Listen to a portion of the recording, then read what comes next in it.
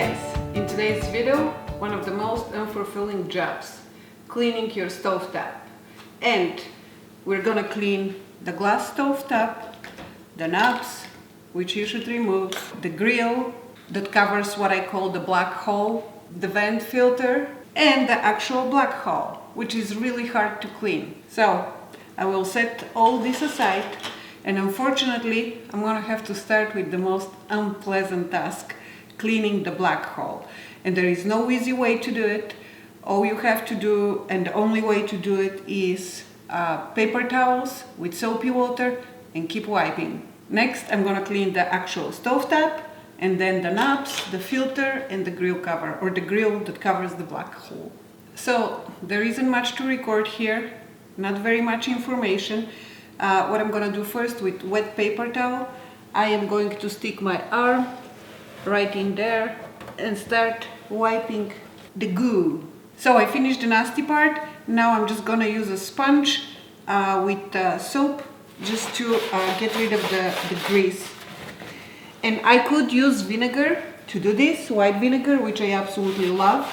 The reason I don't is because once it starts heating up, once I start cooking, I'm worried the vinegar is gonna smell for a long time. So that madness in there took me 7 or 8 minutes.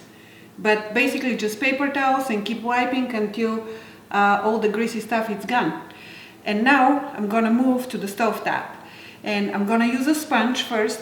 And I actually tried really hard in the past few days to be very sloppy when I'm cooking, so I can do the video. Usually I wipe it after every cooking to keep it up. But, so take a sponge and just wipe the big pieces. And then we do the same thing on this side. Just be careful not to drop, if there are any big pieces, not to drop them in there because you already cleaned there. Next, I'm gonna take baking soda, just with my hand, and spread it all over the cooktop. Again, make sure you don't drop anything in there. You can put a towel on the bottom, but I don't. Just as such, like you're about to make pizza dough. So make sure to cover the whole thing with baking soda. And I buy my baking soda online. It comes pretty cheap buying it in a big bag like this. I think I get it from Amazon or something like that. Then we'll move to this side and repeat the same thing. I forgot to tell you, I used to just scrub it and scrub it and scrub it. Never thought of using baking soda. And this one particular part, for some reason I thought that the baking soda is gonna scratch the glass, but it doesn't.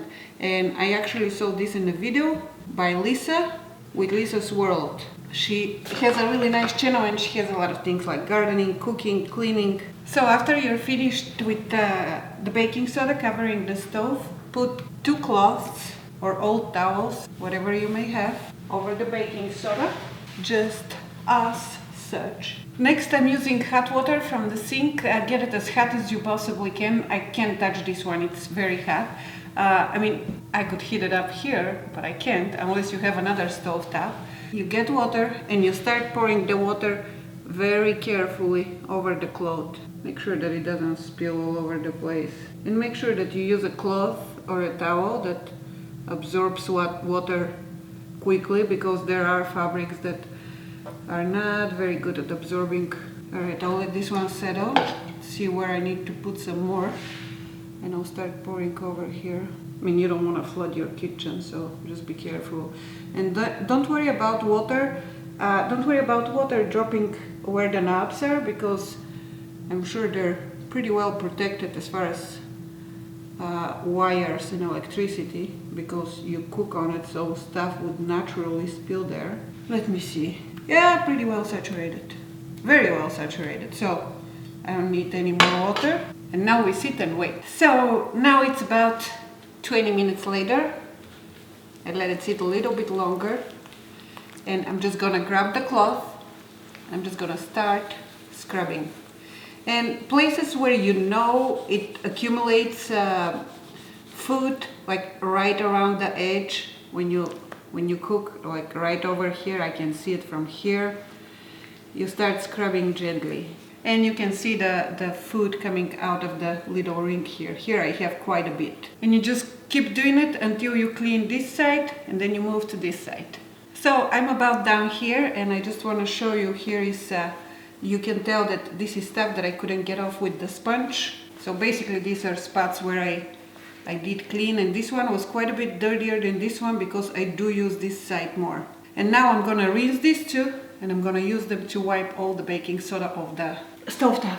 So with the rinse towel, here you can see the spots, I am just going to carefully wipe all the baking soda coming out this way so it doesn't go into the crevice over there. And once you're done wiping the stovetop, you can remove those little rubber rings here after you're done wiping and after you're done pouring water and all that.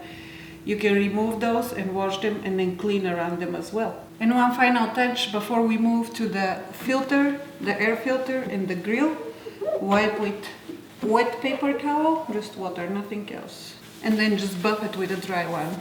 And if you're gonna clean your stovetop, make sure to always do it when it's completely cooled. So it's nice and buffed, and now we're gonna move to the fun part, the filter and the grill. So for this last and most fun part, you could use a pot that is deep enough to cover at least half of the filter. However, I don't have a pot that big, so here is what I'm gonna do. So I'm gonna use one of my knobs and turn both burners on high. This is where I bake my turkey. Fill it up with water, not all the way up. This is hot water from the sink, so it heats up faster. And then add about, I would say, a cup of baking soda. 3 handfuls of mine equal about a cup. And then we wait for the water to start boiling slightly. So once the water starts boiling slightly, and this actually is relatively clean filter since it's pretty greasy though. I washed it in the dishwasher once, but that didn't do much, didn't get rid of all of the dirt.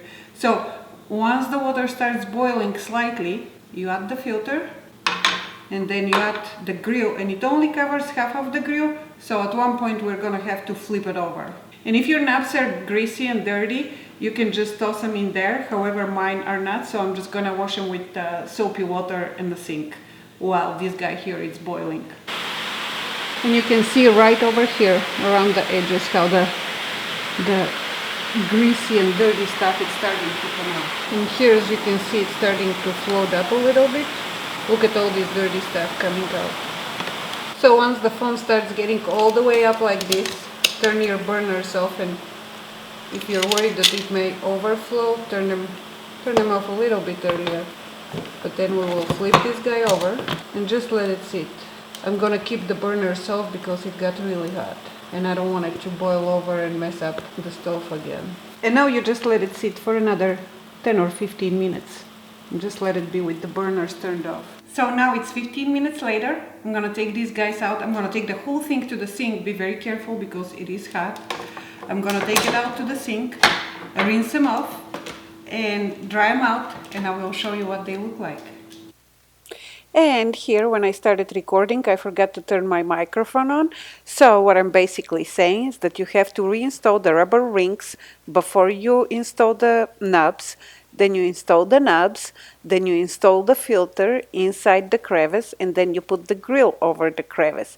And you got yourself nice, shiny, and clean glass stovetop. So this is what the stovetop looks now. The filter is clean, the grill is clean, the knobs are clean, everything is clean. Took me a total of 48 minutes. And unfortunately, I have to do it quite often because I cook quite a lot. But if you guys like this video, please give it a thumbs up. If this is your first time visiting my channel, please subscribe for more cleaning, cooking, and gardening videos. Thanks guys, bye!